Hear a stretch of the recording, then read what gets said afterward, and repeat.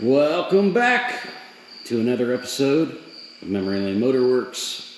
It has been a while since I have done a video in the shop, so it's probably about time that has changed. As you can see, been doing some upgrades this summer. It's been taking all summer and it's nowhere near done because time and life and all that wonderful stuff. But let's get you up to speed with what we've achieved so far and then get to today's project. Let's dig in.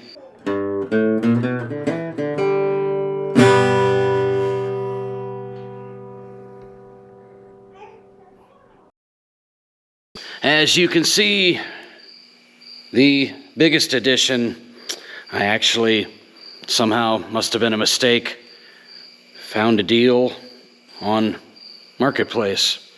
It was actually deal of the century type stuff. There's a story behind this, but welcome to the new to me Ben Pack 4-post lift. That is seen some better days, needs a little help. I've got it cleaned up, looking better than what it was when I first got it. And it's going to work for what we're doing here. But I will have to get into the story on this a little later. But, new lift. Come over here. Got myself a tire machine right out of high school, my first job, changing tires. We had Coates, rim clamp tire machines. That's kind of what I learned on, whatnot. When I set out to find my tire machine, I wanted something I was familiar with. Coates has always been a really good name in tire machines, and found another deal, kind of sort of on Marketplace. It's been sitting outside for a while. It needs a little help as well, but hey, it was cheap. This is some Cadillac Edition Kemb, I believe it's pronounced, wheel balancer that came with this for free. And lo and behold, I hooked a computer monitor up to it and it powered on. Now, it's got some fancy button display screen, a lot fancier than anything I've ever used. So it's definitely going to take some getting used to if I get it going. Once I find the missing pieces, it's got some fancy pneumatic powered coupler thing to it instead of your traditional wing nut, screw thread, what I'm used to type thing. I have been scouring the internet for parts for this thing, and there's a couple websites out there saying, yeah, if you've got a Kemb tire changer, we're your people. We'll get your parts. Nobody's saying anything about the balancers, though, so that's a battle that I'm still fighting. Yeah, bought a couple dog bowls to... Here's the thing, guys. I'm trying to see... Oops. Trying to see if this thing's going to work before I put any money into it or not. So I'm trying to do some rigging and do that and make sure it does the thing before money comes out of wallet and stuff gets expensive. And I have a, I guess it's a little bigger than a paperweight, but you catch my drift on that. Anyways, so the tire changing section's new lift. We are currently working on LED lights in the shop here. I'm not sure how this is going to show up on the video or not. There's some Amish. Anyways, old school fluorescent lights, LED upgrade. It is a lot brighter in this side of the shop right now. Unfortunately for today's project, that doesn't do us any good because we haven't got up that far yet. But hey, we're getting there. So, yeah, and I've done quite a bit of housekeeping too. It's pretty clean in here. No longer a Tetris game of moving around the shop and let's move 18 things over here so we can get this one thing out, then move 17 things back, and yeah, trying to get away from that. So, but enough of that. Shop updates. Today's project. We're back on the T-Bird. What are we doing on the T-Bird, you ask? Well, if you need up to date to where we are on the car, I'm gonna put some thumbnails up here somewhere. Did a couple videos on this machine already. Mechanically, it is close. Got a lot of new parts on it anyways, and they seem to be working in harmony, and it needs a few more parts, but I haven't put those parts in yet, so that's where that's at. It's still in about 1,000 pieces, but we're not messing with any of that today. What are we doing today? Paint. No, we're not painting. Mid-60s, sitting around, barn dust. That's the story of this car's life, and it's got a lot of it on it. Oxidation,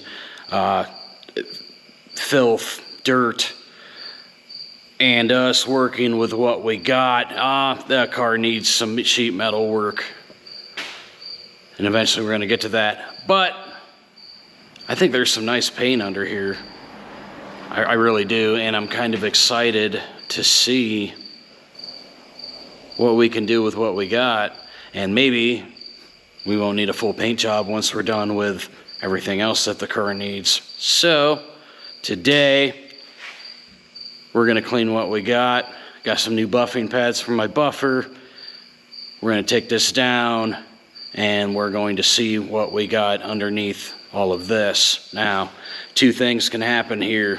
Either we improve the looks of this, or we don't. Either way, we're not at a loss here because something needs done with it anyways. So why not? Let's get started.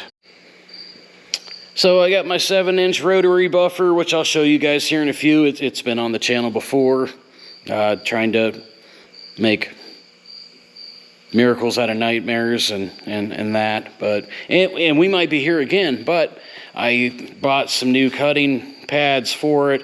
I have a few different kinds of polishing compound here. I don't know exactly what's going to work. We have 1950s, what I'm assuming, lacquer paint.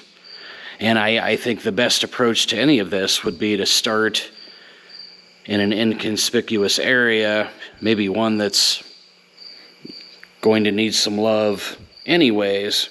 Therefore, if we burn through this old and tired paint, well, it needs ground down to redo anyways. So instead of starting up here where everybody's going to see, I think I'm going to pick this quarter panel right here.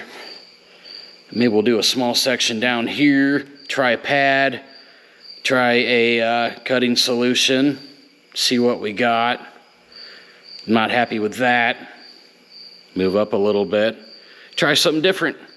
And either at the end of the day, we've got something better than this to look at, or we kind of throw the towel in at that point. But let's get started. Now, I know standard procedure, buffing a car, you want to wash it, clean it, get all the dust and debris off the car, clay bar it, get rid of all the contaminants in the paint. I'm not a professional detailer or anything. That's just kind of common sense to me. I have bare metal on this car. I've hit it with a hose before, but the more times I do that, the bare metal that's showing, it's just going to create a bigger problem for me. So my approach for this is something a little different. Let me show you. Here is our ammo station for the day here. I said I got my 7-inch rotary polisher. I got some new pads here for it. They all come in different grits, let's call them, from really soft to very coarse. Got a new wool pad for it too. That's kind of a tried but true thing there. If none of these other ones work, we'll resort back to that. I decided to upgrade from that one. I've used that on a lot of stuff, and it's probably a little tired at this point, so I figured it was time for a new one. Found this kit on Amazon. It was pretty affordable, and yeah, we're going to give it a shot. As far as compounds go, we have 3 different kinds of Meguiar's here. Kind of leaning towards this one, just because it says something about oxidation on the label. So I may start with that one, but I'm kind of inclined to start with this one right here. My goal is, let's put the least harsh thing on the paint and see if it does the thing. Therefore, we don't have to get into the heavier grit stuff, taking off more material than need be on the rig. So, like I said, the procedure I've came up with for today, we're going to dust the heavy dust off the car. And I've got some spray wax and a clay bar. I'm going to do a section, kind of clean it off, and that should prep us for putting a buffer on it. Is it going to be perfect? Probably not. Are we going for perfection? Is it going to look like that car when we're done? Probably not. But can it look a little better than what we got going on here? Maybe. So let's try that and see what happens.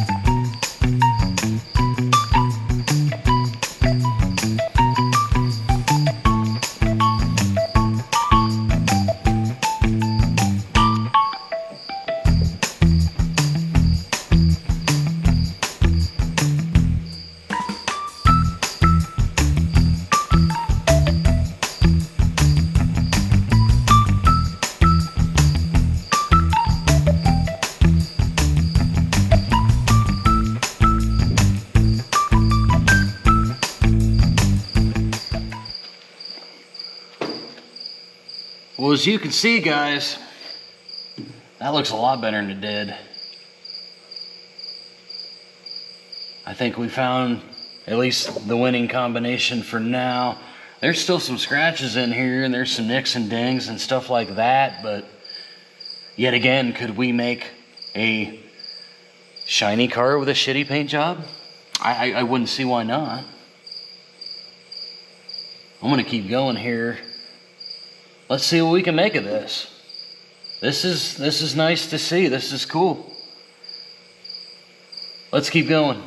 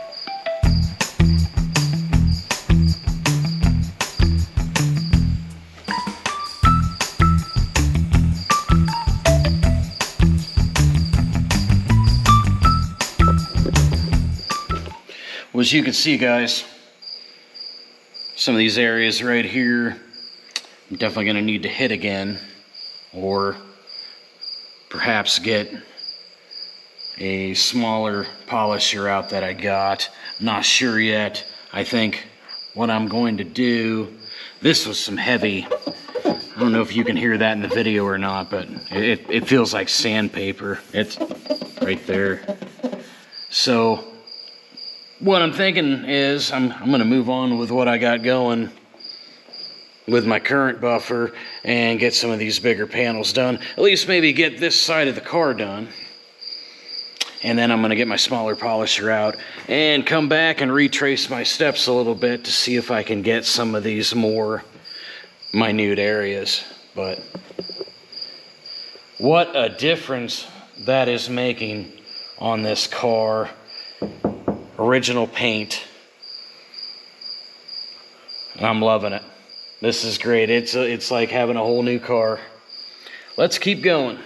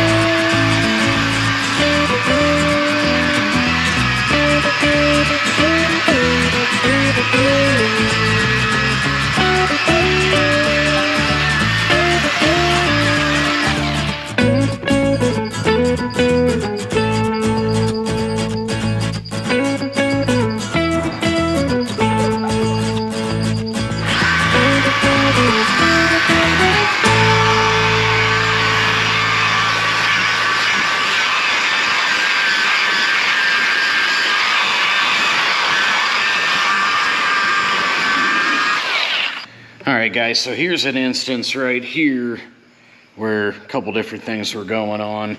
One, I was spreading my polish way too thin, trying to do the whole panel at once instead of concentrating in one spot. Second thing that's going on here, this is some thick oxidation right here, and the polish I'm using to do the rest of the car may not cut this down. Second trip around it got a little better, but I think this will be a case where I get the heavier cut polish out, give that a shot on this panel, and then see how it comes out after that. But it's cutting it down, it's so thick. That's what it's doing. So let's give that a shot next.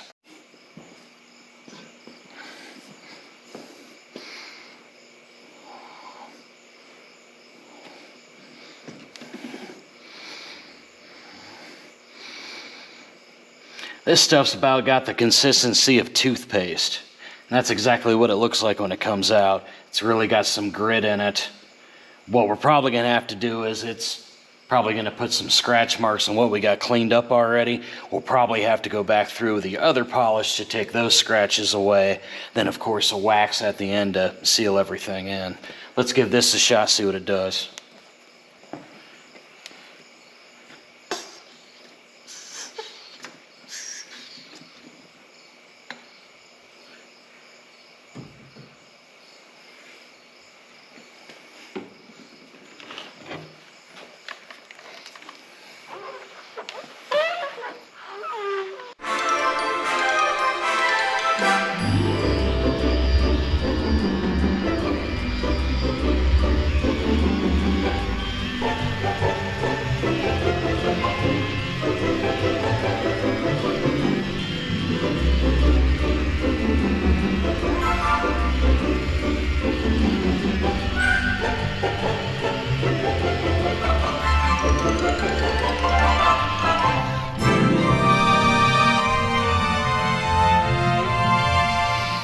Well, we're getting there, guys. I guess the good thing here is it's not burning through the paint, so there's that. That tells me I can cut away on it, and maybe after 10 rounds here, this will finally come back to something. Or we're left with this, which is fine.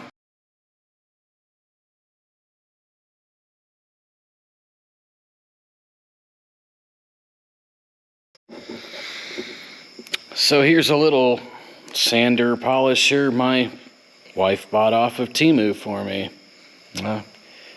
First thing out of the box, the fancy fitting, where'd I put it? Must have put it back in the box, because that makes sense. That came with it.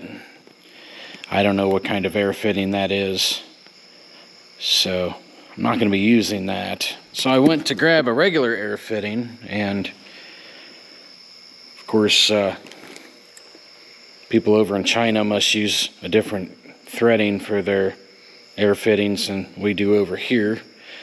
So I only got like 2 threads in there with my old school nipple, whatever. I plugged it into some air. It seems to work. Came with all these really colorful fuzzy pads and stuff. It's dual action. I don't know if you can see that or not, but yeah, it is. Let's give this a shot on some of those smaller areas to see if we can get it to clean up.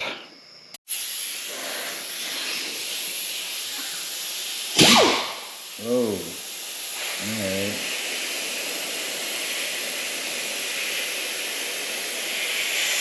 Max and max.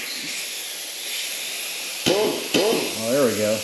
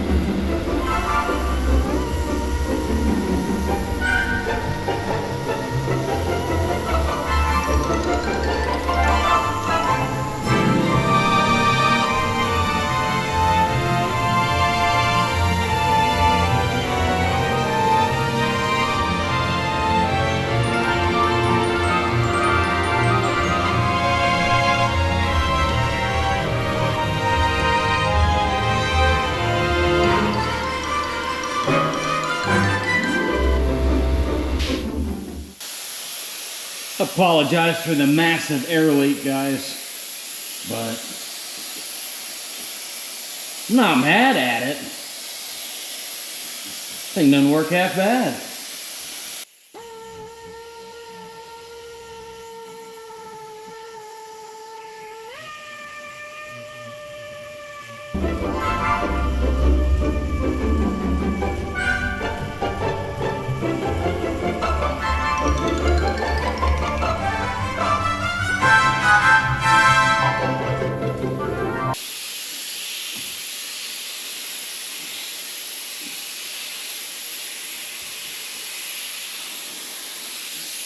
Well, okay. I think this thing was like 20 bucks. Money well spent. I retract my last statement. Oh. It's alive again. Sweet. So we got this side pretty much knocked out. There's some small spots I missed. Yeah. Is that eventually going to come off and we're going to do underneath that? Yeah. I didn't feel like breaking bolts off tonight, so we'll save that for another day. The last step we're going to do is wax it, and that should get rid of most of the haze that the polish left behind. And then we'll see what we have left after that.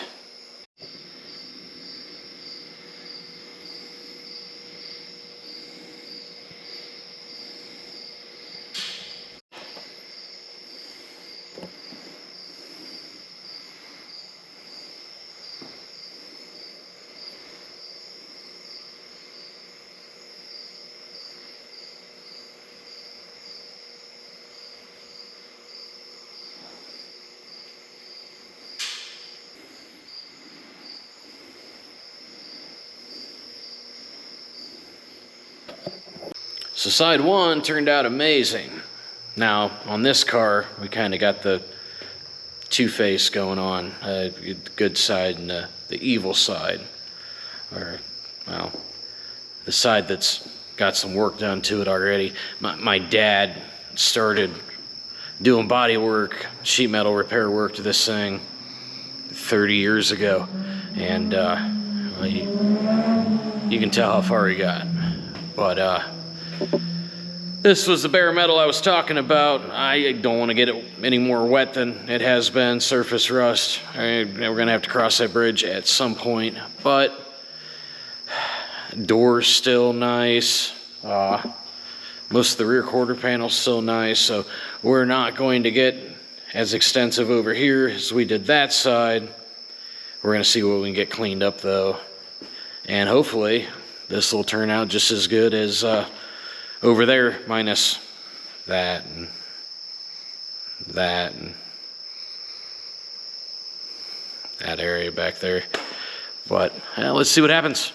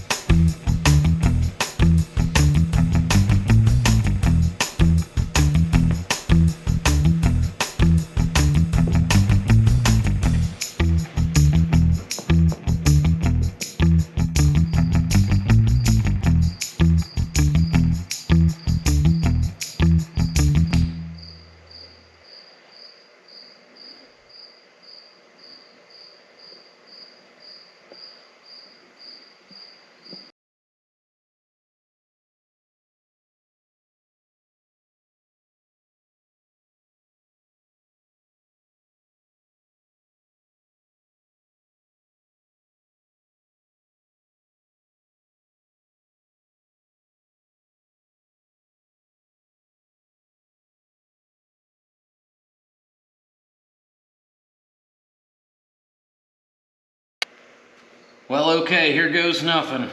To say I'm a little nervous is an understatement. We're committed now. The sides turned out really good. This hood looks horrible though. Guess we'll give it our best shot, see what happens.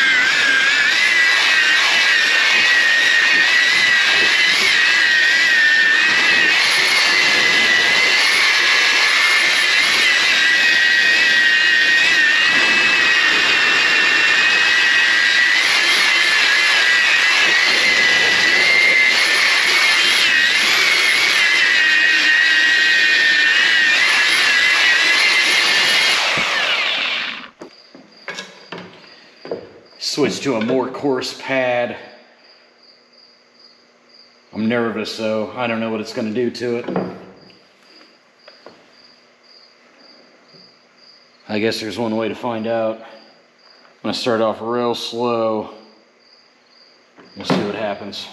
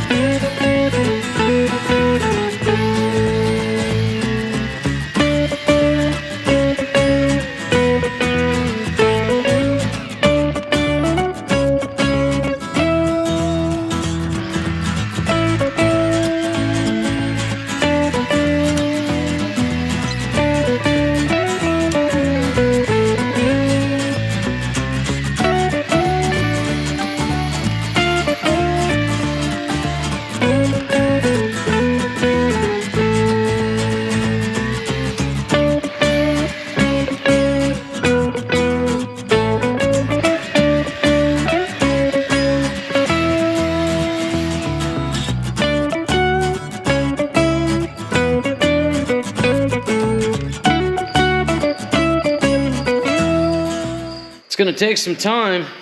What I found out too is I'm not using enough polish, so I'm probably gonna have to go pick up another bottle of that stuff, but I need to be more liberal with it. Seems once it's gone, and it no longer cuts good. We're just dancing around the panel, not really doing anything at that point. So I was kind of hoping to do this as non-time lapse, do the whole hood, but the amount of work that this is going to take, probably just going to put it in a time lapse and buckle down and see what we can make of it.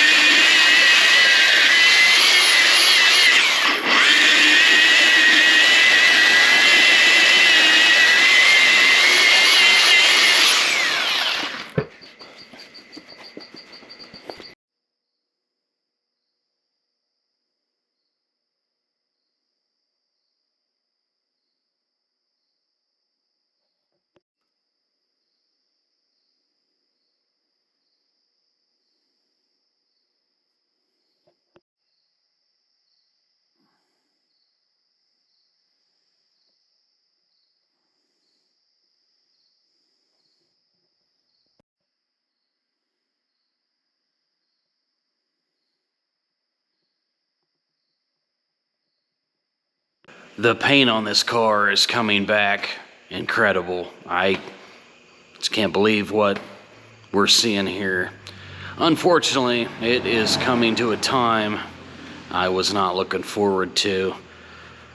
in order to get this whole trunk section here, it extends underneath the top, and it goes all the way to the one seat in the car. This top has got to come down, folded away, so I can do this right. Now, this top has never been down on this car since I've been alive, probably since the 1960s, and it is crunchy and crusty, and I am fearful when I go to start folding it, it's gonna start crunching. The top's screwed anyways. There's holes in it everywhere, as you can see.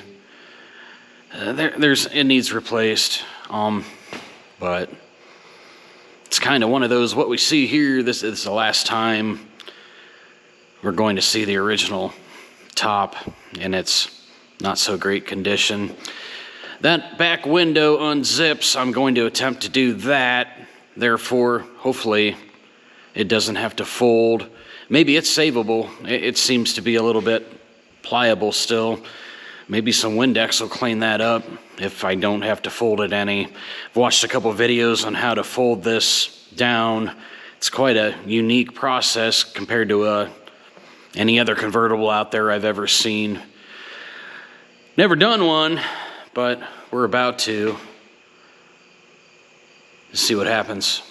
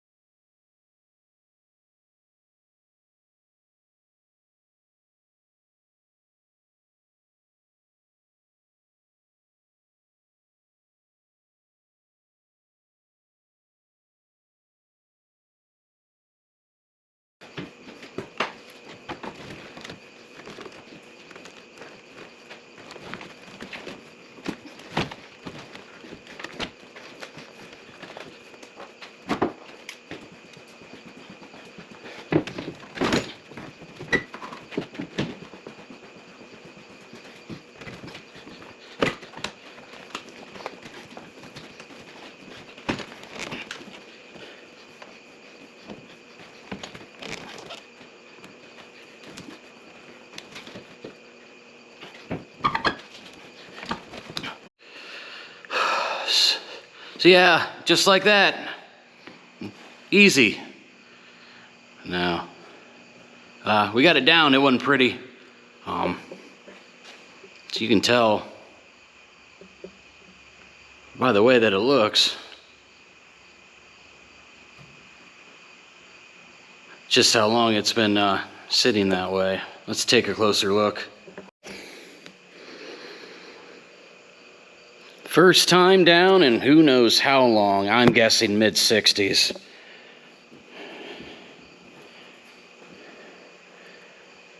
Says Buckeye stamp, value $1. I've never seen one of these before. If anybody knows what this is, or what vintage this is, more importantly, leave a message down in the comments, because I'm really curious. That's pretty neat. I'll hold on to those. The 7/8 of one that's left, anyways.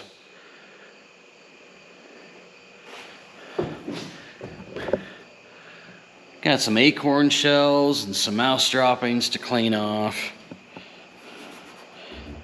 But if this paint's going to clean up, this has been protected all these years, so this should definitely clean up too. Let's find out.